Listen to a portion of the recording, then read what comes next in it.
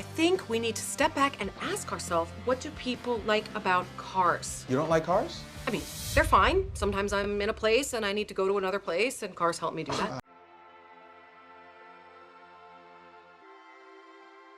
Season 2 had an episode on abortion rights. There's big tech, union rights and stuff like that. What's it like to navigate that as a performer, and why do you think it's important that your show tackles these issues? The comedy falls into the world where they're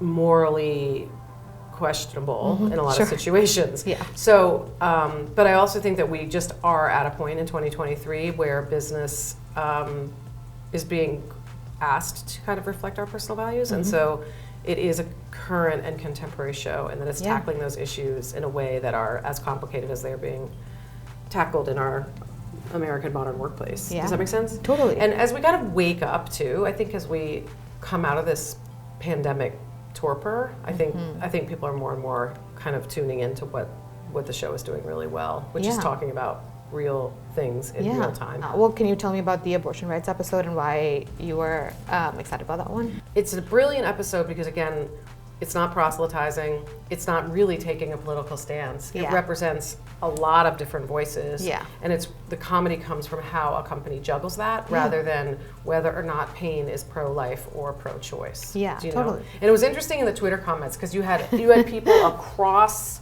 Most people appreciated the dialogue and the hilarity of the dialogue and how, I mean, again, the Pain Women's Committee, which is, I think, one of the better B stories I've ever seen on television, which is run completely by the men. Yeah. And they were sort of oblivious to the fact that they were, it turned a lot of gender entitlement on its ear. Yeah. And so you had people, from all walks of American politics chiming in and kind of appreciating being seen, I think.